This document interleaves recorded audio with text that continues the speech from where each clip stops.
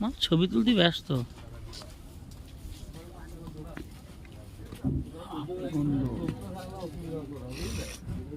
দেখুন ফেসবুক ভিউয়ার্সরা, এটা মোহনা শুকটির বাজার। এই দেখুন দাদু ঘুমিয়ে আছে। এখানে মিনিমাম সারা রাত দোকান খোলা থাকে। দামি দামি শুকটি আছে, ইলিশ মাছ থেকে আরম্ভ করে নোনা ইলিশ, পমফ্রেট। ইলিশ কত করে ইলিশ? ও দাদু ইলিশ কত কেজি? কত?